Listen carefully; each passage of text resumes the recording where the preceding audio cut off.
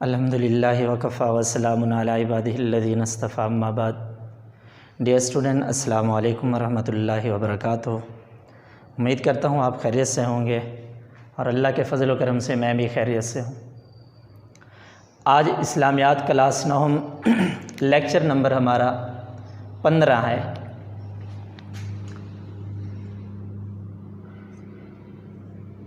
چودہ لیکچر ہمارے ہو چکے تھے، تو 15 لیکچر سے پہلے میں آپ سے تھوڑی سی بات کرنا چاہتا ہوں، کیونکہ آج جمعہ کا دن ہے. تو حدیث پاک کے اندر آتا ہے کہ جمعرات سے جمعہ کے دن تک، جمعہ شام تک انسان کو کثرت سے درود پڑھنا چاہیے. جمعہ کے دن انسان کوشش کرے.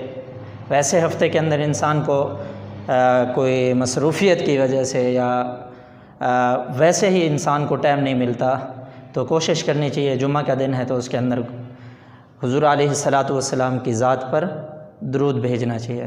حدیث پاک کے اندر آتا ہے من صلی علیہ واحدۃ صلی اللہ علیہ عشرہ. اگر کوئی آدمی مجھ پر ایک مرتبہ درود بھیجتا ہے تو اللہ اس پر 10 رحمتیں نازل فرماتے ہیں. تو آج کوشش کرنی ہے، کثرت سے درود پاک پڑھنا ہے. اور ایک حدیث پاک کے اندر آتا ہے کہ جو آدمی جمعے والے دن عصر کی نماز کے بعد اپنی جگہ سے اٹھنے سے پہلے یہ درود شریف پڑھے گا، اللہ رب العزت اس کے حدیث پاک کے اندر آتے 80 سال کے گناہ معاف فرما دیں گے، چاہے سمندر کی جھاگ سے بھی زیادہ کیوں نہ. وہ درود شریف کیا ہے؟ اللہم صلی علی محمد النبی الامی وعلی آلہ وسلم تسلیما. اللہم صلی علی محمد النبی الامی وعلی آلہ وسلم تسلیما. اپنی جگہ پر، یعنی جس جگہ پر نماز پڑھی ہے عصر کی نماز کے بعد، وہیں پر جیسے امام صاحب کیا کرتے ہیں، تسبیح ہوتی ہے، تسبیح کے بعد دعا ہوتی ہے، اس کے بعد اپنی جگہ پر بیٹھے رہیں، یہ درود شریف پڑھیں. اور جمعے والے دن کہتے ہیں کہ ایک گھڑی ایسی بھی ہے جس کے اندر اللہ رب العزت ہماری دعا کو قبول فرماتے ہیں. دیکھو، انسان جمعے کے اندر جاتا ہے جمعے کے فرضوں کے بعد، یا امام صاحب خطبہ دیتے ہیں، دونوں خطبوں کے درمیان جو بیٹھتے ہیں امام صاحب، اس میں دل ہی دل میں، ہاتھ نہیں اٹھانے، دل ہی دل میں اللہ سے دعا کرنی ہے. جو انسان کے اپنی ضروریات ہیں، اپنی حاجات ہیں، اللہ سے دعا کرنی ہے کہ یہ جو ہمارے اوپر مصائب ہیں، مشکلات ہیں، تکلیفیں ہیں، یہ بیماری ہوئی ہے، اللہ ہم سے دور فرمائے. تو کوشش کرنی ہے جمعہ والے دن رسول اللہ صلی اللہ علیہ وسلم کی ذات پر کثرت سے درود پڑھنا ہے، کیونکہ قرآن مجید میں بھی ارشاد باری ہے ان اللہ و ملائکتہ یصلون علی النبی یا ایھا الذین آمنوا صلوا علیہ وسلم تسلیما. ایمان والوں کو بھی کہا جا رہا ہے. تو آئیے سبق کی طرف چلتے ہیں. آیت ہے ولا یحسبن الذین کفروا سبقوا انہم لا یعجزون. یہ آیت نمبر ہے 59 نمبر آیت ہے. ولا یحسبن الذین کفروا، اور کافر یہ گمان نہ کریں، سبقوا کہ وہ سبقت لے گئے ہیں، انہم لا یعجزون وہ اپنی چالوں سے ہمیں عاجز نہیں کر سکتے. کیا ولا یحسبن الذین کفروا، اور کافر لوگ جو ہیں وہ گمان نہ کریں، سبقوا وہ سبقت لے گئے ہیں، وہ نکل گئے ہیں، انہم لا یعجزون وہ اپنی چالوں سے ہمیں عاجز نہیں کر سکتے. وَأَعِدُّوا لَهُم مَّا اسْتَطَعْتُم مِّن قُوَّةٍ وَمِن رِّبَاطِ الْخَيْلِ، اور جہاں تک ہو سکے فوج کی جمعیت کے زور سے، وَمِن رِّبَاطِ الْخَيْلِ اور گھوڑوں کو تیار رکھنے سے، تُرْهِبُونَ بِهِ عَدُوَّ اللَّهِ وَعَدُوَّكُمْ اللہ کے دشمن سے اور اپنے دشمن سے، وَآخَرِينَ مِن دُونِهِمْ اور ان کے علاوہ دوسرے لوگوں کے دشمن سے، لا تعلمونہم جن کو تم نہیں جانتے، اللہ یعلمہ اللہ ان کو جانتے ہیں. مستعد رہو، یعنی جہاں تک ہو سکے فوج کی جمعیت کے زور سے اور گھوڑوں کو تیار رکھنے کے زور سے، عدو اللہ وعدوکم اللہ کے دشمن سے اور اپنے دشمن سے، وآخرین من دونہم اور ان کے علاوہ دوسرے لوگوں کے دشمن سے، لا تعلمونہم جن کو تم نہیں جانتے، اللہ یعلمہم اللہ ان کو جانتے ہیں. ان سے کیا رہنا چاہیے؟ مستعد رہنا چاہیے. یعنی ہر وقت انسان کو، مسلمان کو، جو مسلمانوں کے دشمن ہیں ان کی لڑائی کے لیے مستعد رہنا چاہیے، تیاری کر کے رکھنا چاہیے. آگے فرمایا وَمَا تُنْفِقُوا مِنْ شَيْءٍ اور وہ جو تم کوئی چیز خرچ کرتے ہو اللہ کے راستے میں، یوفیٰ الیکم تم کو پورا ادا کیا جائے گا، وَأَنْتُمْ لَا تُظْلَمُونَ اور تمہیں کوئی نقصان نہیں دیا جائے گا، تم پر ظلم نہیں کیا جائے گا. یعنی اگر ہم جہاد کی تیاری کے اندر اپنی جتنی طاقت خرچ کر سکتے ہیں، مال خرچ کر سکتے ہیں، جتنا بھی اللہ کے راستے کے اندر ہم خرچ کریں گے، اللہ رب العزت ہمیں وہ جو خرچ کیا جائے گا وہ ہمیں پورا پورا عطا کریں گے۔ اور اللہ رب العزت فرماتے ہیں اس کے اندر کوئی کمی نہیں کی جائے گی، آپ پر کوئی ظلم نہیں کیا جائے گا۔ اسی وجہ سے انسان کو اپنے دشمن کے مقابلے کے لیے تیار رہنا چاہیے۔ یعنی پہلے زمانے کے اندر تھا کہ زریں تیار کی جاتی تھی، تلواریں تیار کی جاتی تھی۔ آج جدید ٹیکنالوجی کے ذریعے دیکھیں، آج نصر موبائل آ رہا ہے، بدر موبائل میزائل آ رہے ہیں، مختلف طرح کے میزائل تیار کیے جا رہے ہیں، مختلف طرح کی کلاشنکوف دوسری چیزیں جدید ہتھیار کیے جا رہے ہیں دشمن سے مقابلہ کرنے کے لیے۔ یہی اسی وجہ سے کہا وَأَعِدُّوا لَهُم مَّا اسْتَطَعْتُمْ، جہاں تک ہو سکے فوج کی جمعیت، یعنی اپنے مسلمانوں کے متحد ہونے سے، آپس میں جب تک اتحاد و اتفاق رہے گا ہم دنیا پر غالب رہیں گے۔ جب ہمارا اتحاد و اتفاق ختم ہو جائے گا، آپس میں ہمارا اتحاد نہیں رہے گا تو ہم پر کافر غالب ہو جائیں گے۔ اس وجہ سے ہمیں آپس میں اتحاد و اتفاق کی ضرورت ہے۔ تو اسی وجہ سے کہا جہاں تک ہو سکے فوج کی جمعیت کے زور سے، وَمِن رِبَاطِ الْخَيْلِ، اور گھوڑوں کو تیار رکھنے سے، تُرْهِبُونَ بِهِ عَدُوَّ اللَّهِ، کہ تم اللہ کے دشمن سے، وَعَدُوَّكُمْ، اور اپنے دشمنوں سے، وَآخَرِينَ مِن دُونِهِمْ، ان کے علاوہ دوسرے لوگوں کے دشمنوں سے، لَا تَعْلَمُونَهُمْ، جن کو تم نہیں جانتے، اللہ یعلم، اللہ جانتے ہیں، ان سے مستعد رہو، یعنی ہر وقت ان کے لیے لڑنے کے لیے تیار رہو۔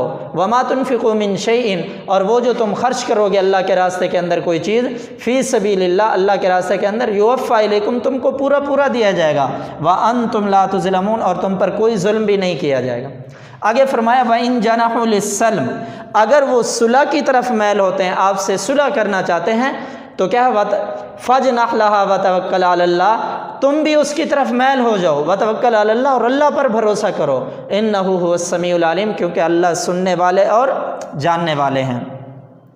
کیا فرمایا وَإِنْ جَنَحُوا لِلسَّلْمِ، اگر وہ صلح کی طرف میل ہوں، فَاجْنَحْ لَهَا، تو تم بھی میل ہو جاؤ اس کی طرف، وَتَوَكَّلْ عَلَى اللَّهِ، اور اللہ پر بھروسہ رکھو، إِنَّهُ هُوَ السَّمِيعُ الْعَلِيمُ، کیونکہ اللہ سننے والے بھی ہیں جاننے والے بھی ہیں۔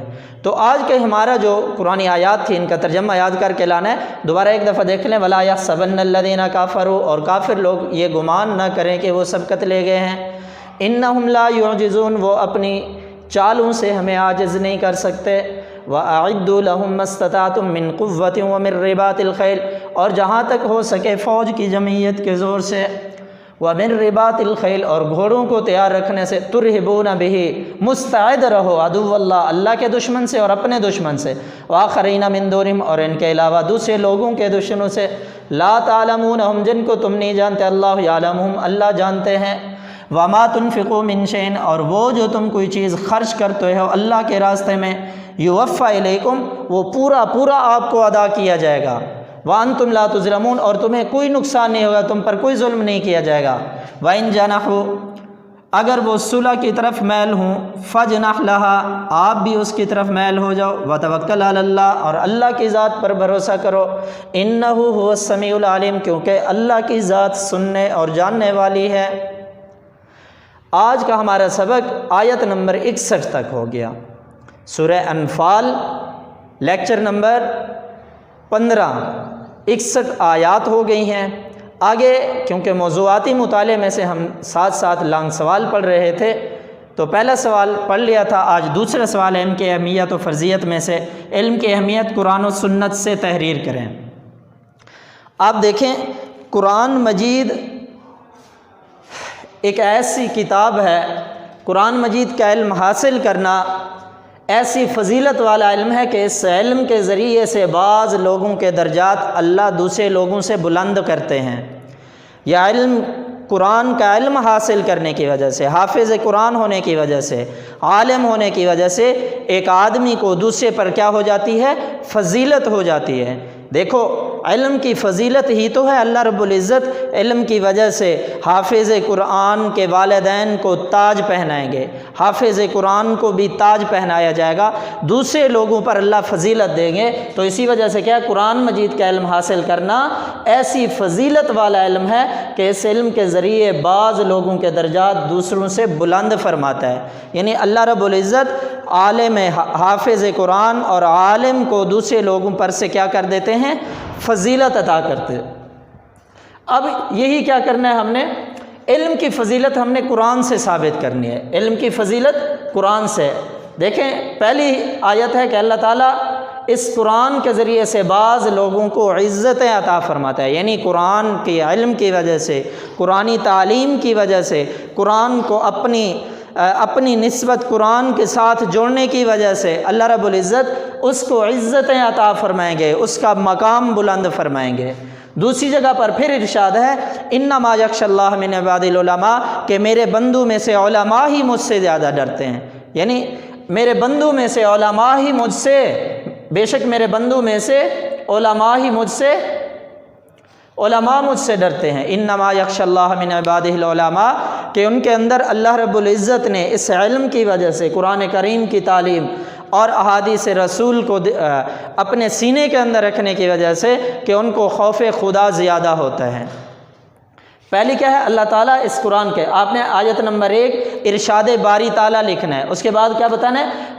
اللہ تعالیٰ اس قرآن کے ذریعے بعض لوگوں کو عزتیں عطا فرماتا ہے۔ دوسری جگہ پر ارشاد ہے کہ انما یخشی اللہ من عبادہ العلماء، کہ میرے بندوں میں سے علماء ہی مجھ سے کیا کرتے ہیں؟ ڈرتے ہیں۔ آگے علم کی فضیلت حدیث رسول سے ہم نے کرنی ہے۔ حدیث پاک کے اندر آتا ہے خیرکم من تعلم القرآن وعلمہ، تم میں سے بہترین شخص وہ ہے جو قرآن سیکھے اور دوسروں کو سکھائے۔ کیا ہے؟ حدیث نمبر 1 آپ صلی اللہ علیہ وسلم کا فرمان ہے، تم میں سے بہتر شخص وہ ہے جو قرآن سیکھے اور دوسروں کو سکھائے۔ ایک اور حدیث کے اندر ہے جو شخص قرآن کا علم حاصل کرنے کے لیے کسی راستہ پر چلتا ہے تو اس وقت وہ اللہ کے راستہ پر ہوتا ہے، اگر اس راستے میں چلتے ہوئے اس کو موت آ جاتی ہے تو وہ شہید مرتا ہے، اللہ کے راستے کے اندر شہادت کا درجہ حاصل کرتا ہے وہ۔ پہلی حدیث کیا تھی؟ تم میں سے بہترین شخص وہ ہے جو قرآن سیکھے اور دوسروں کو سکھائے۔ دوسری حدیث کیا ہے؟